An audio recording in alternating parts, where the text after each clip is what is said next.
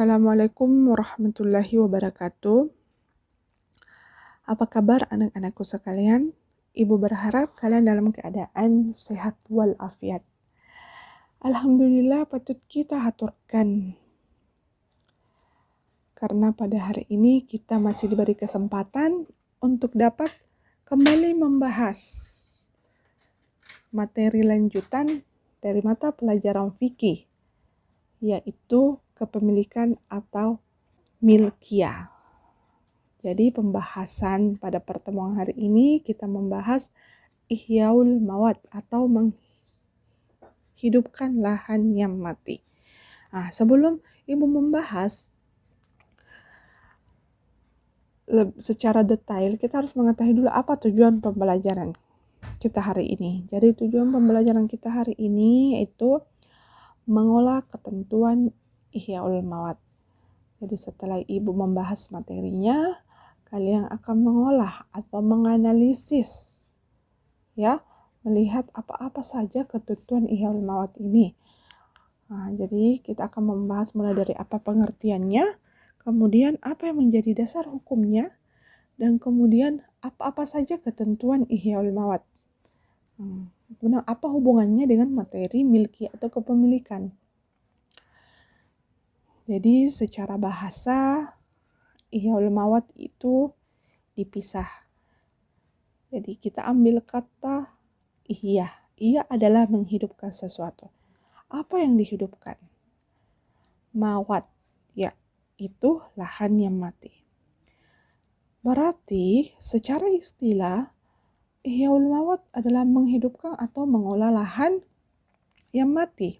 Jadi lahan yang mati di sini maksudnya bukan lahan atau tanah yang tandus yang tidak dapat digunakan atau tidak dapat ditumbuhi oleh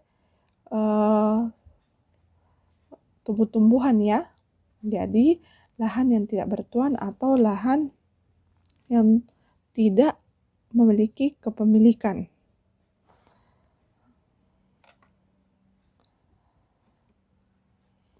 Kemudian kita bahas apa yang menjadi dasar hukum dari ihyaul mawat. Rasulullah SAW bersabda, bukan lahan mati atau tidak bertuan, maka tanah tersebut menjadi miliknya. Dari dalil tersebut, lahirlah hukum dari ihyaul mawat atau mengolah lahan yang mati, yaitu hukumnya sunnah. Jadi siapa yang melakukan itu mendapatkan pahala, dan siapa yang meninggalkan atau tidak melakukan itu tidak apa-apa. Makanya orang Islam ini sangat dianjurkan jika melihat atau mengetahui ada tanah atau lahan yang kosong yang tidak ada kepemilikannya, silakan diolah atau digarap. Kemudian menurut Imam Al-Ghazali, lahan ini dibagi menjadi 3, yaitu yang pertama ada istilah mamlukah. Mamlukah adalah lahan yang dimiliki baik dengan cara jual beli atau pemberian. Jadi lahan yang kosong itu dapat kita miliki baik dengan cara adanya transaksi jual beli atau muamalah, atau bisa juga sebagai pemberian atau biasa kita sebut hibah. Kemudian lahan yang kedua itu adalah mahbusah, yaitu lahan yang tidak dimiliki karena terikat oleh kepentingan umum. Apa saja itu contohnya?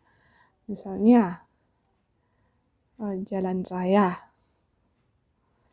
atau lahan yang akan ditempati membangun pasar atau bangunan-bangunan yang akan menjadi pusat masyarakat dalam mendapatkan sesuatu sebagai kebutuhannya. Kemudian yang ketiga adalah munfakah, lahan yang tidak terikat dengan kepentingan umum. Lahan yang tidak terikat dengan kepentingan umum inilah yang bisa kita miliki dengan cara ihyaul mawat. Baik, pembahasan selanjutnya adalah struktur ihyaul mawat. Jadi strukturnya ini ada 3 rukun. Yang pertama adalah muhyi. Muhyi adalah orang yang melakukan ihyaul mawat. Jadi ada dua pendapat mengenai orang yang dapat melakukan ihyaul mawat. Pendapat pertama itu menurut mazhab Syafi'i bahwa orang tersebut harus kafir zimmi atau non muslim itu bisa menggarap atau mengolah lahan yang mati, karena kepemilikan di sini tidak membedakan orang tersebut muslim atau non muslim. Kemudian rukun yang kedua adalah muhyah, yaitu lahan yang kosong. Jadi setelah ada orang yang akan mengolah, itu ada lahan yang akan diolah. Jadi ada dua syarat lahan yang akan diolah tersebut. Lahan tersebut tidak pernah dimiliki sebelumnya.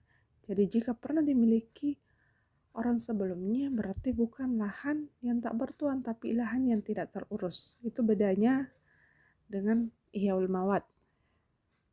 Kemudian yang ketiga adalah ihya.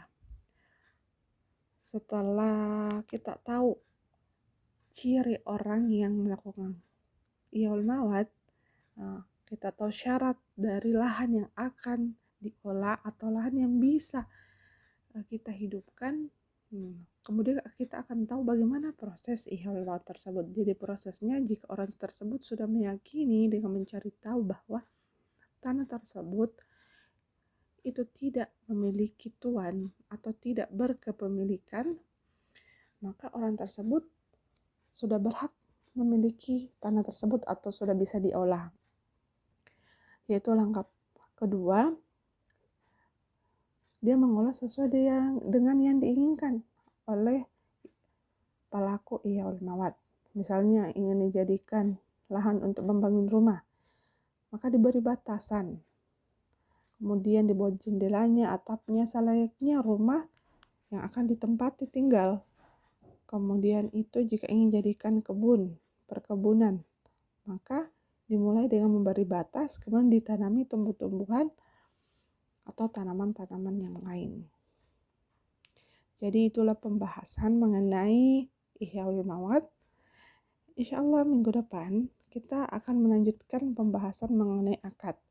Jadi harta yang kita miliki itu ada prosesnya, bagaimana cara kita mendapatkan harta tersebut. Jadi bukan hanya dengan adanya transaksi jual beli saja, tapi ada lagi akad-akad yang lainnya yang insya Allah akan dibahas pada video selanjutnya. Jadi jangan lupa untuk menonton kembali video pembelajaran kita minggu depan. Ibu akhiri, Assalamualaikum warahmatullahi wabarakatuh.